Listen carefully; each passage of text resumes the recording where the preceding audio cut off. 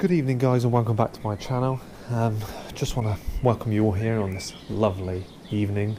Hopefully the weather is actually going to get better in England. We're looking at rain and more rain, so hopefully the summer actually comes, spring turns into sorts itself out a little bit. So today we're going to be looking at obviously the Clio, we're going to be modding the Clio. Been having some fun in the rain recently, as you'll see now.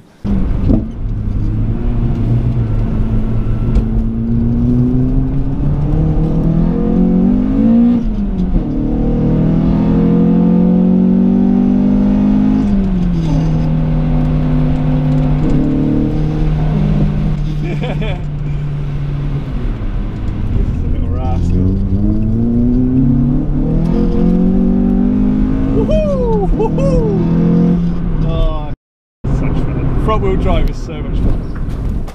As you've seen from that video there, it's enjoyable. I was having a good time, but I don't have a lot of front end grip. Yes, it was quite wet anyway, and yes, these normally do wheel spin in the wet, but I'm getting it quite a lot now, whereas where these proxies are sort of letting it go.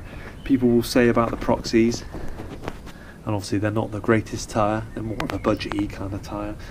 So I am looking at new ones. We're looking at Yokohama AD08RS, I think they do now. They don't do just the R compound anymore.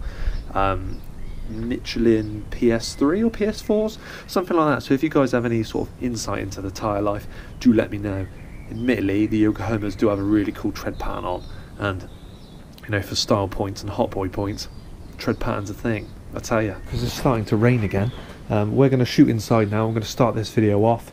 This video is going to be about doing sort of like a nice simple interior mod. I know I haven't been doing any big mods recently, trying to sort of slow down on that, like I said, about sort of saving money. But we will be putting some more money into this car again now, because I've decided just to go for it again for a little bit, see how I feel. In maybe a few months time, sort of MOT time, tax time will be coming sort of, I think it's sort of late July time, so that's maybe when I make my decision about what I'm doing with the car. But yeah, we're going to be going into the inside and looking at doing a little mod that's going to make the ride more pleasurable. We're going to be looking at obviously this sort of interior mod that we're going to be doing. The only reason why I call it a mod, I mean, we're bringing this car that's whatever it is, 2000 to 05 plate car up to about the 2010s. But it's something that I've always wanted on my car, but I've never wanted to sort of change the sort of originality of it. Everyone in their cars nowadays, well, obviously nowadays the radios are better, but old cars you obviously go for aftermarket radio, and yeah, or like a, is it a Parrot kit or something like that? It gives you like the Bluetooth and all that jazz. Anyway, I don't want none of that. I like the way the sort of standard one looks. I like the way it's just flush, it's fine. I've seen a few aftermarket radios that don't look that great. On my Mark II 1.2 Clio, my very first car, I actually had a flip up screen because I thought I was that cool, from Halfords of course, which I did like, but I just like the way the standard one looks. It sort of matches everything in the car, and yeah, it doesn't look out of place, it doesn't look ugly, but it annoys me that you can't plug your phone in, get your music that you want. It's got to be obviously CD or radio, and yeah, there's definitely no Bluetooth anyway from the standard radio. But I've worked out recently from Aaron, the man himself, that you can actually get aux compatibility through the radio that I have. I will check with him to see if it works with the other radios as well, because you guys may have different radios.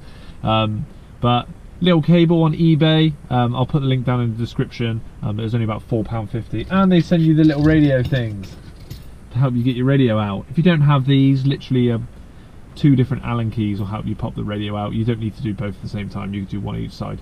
It just, yeah, or coat hangers apparently do the same thing, but they sort of send you these along with them to make it easier. But yeah, this little green plug is going to go in the back of the radio, sat next to one of the other plugs, so they join together and they go in, and then you can just drop the 3.5mm jack out the bottom into where the cup holder is. Well, they're called cup holders, but if you don't know these cars, they ain't. But yeah, you can just drop that out the bottom, and obviously for myself, and Apple being the way they are, I'm going to need to use the adapter to go into the bottom of the phone. And yeah, we're going to have some aux capabilities, or AUX as people call it, or auxiliary or whatever. But this is key, because then I can actually play my own music off of Spotify and stuff, and I don't have to buy any CDs, or yeah, just stick to the radio, which 9 times out of 10 is pants.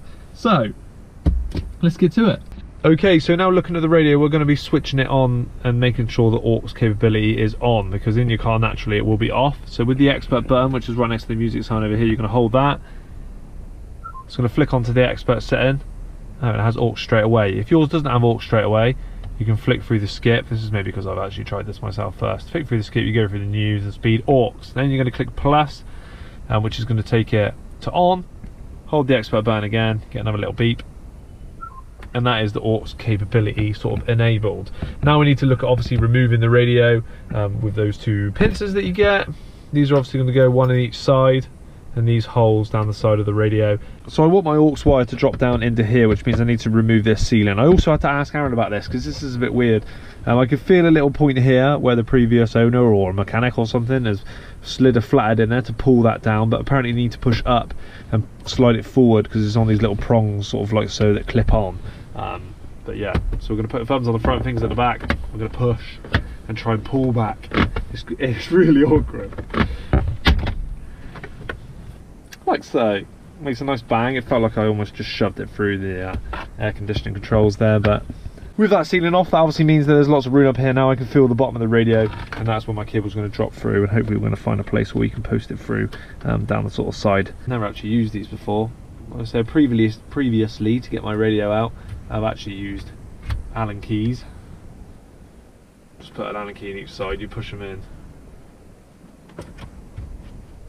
and you pull each one sort of upwards, sort of spread them out, and that'll release your radio. And for the plug that has sort of half something in and half something not, so it's obviously going to be this yellow one back here, and we're going to squeeze and take that one out like so, and we're going to join this green one up to it. So I'm going to need to pop the camera down, but I'll try and show you. So you squeeze them both together, they go together like so, and then you're going to feed the yellow one pretty much back into where it was, and that sort of minty green one goes with it. To fish this one down and through. So radio half out aux is running down through, and obviously into my phone there. We're going to test it now obviously before we put the radio back in, because that would be a pain. So now first of all we got radio. I'm going to go through the modes, is it? No, wrong. We're going to go through the SRC, so the sources. We've got CD and then aux. Other ones, obviously all the radio stations, CD, aux. So it's going to come up like that every single time. Now hopefully it's ready. The rabbit, of course. Is it joie de vivre or is it je ne sais quoi? Yeah. Bobby. French for Baba. Thierry loves it.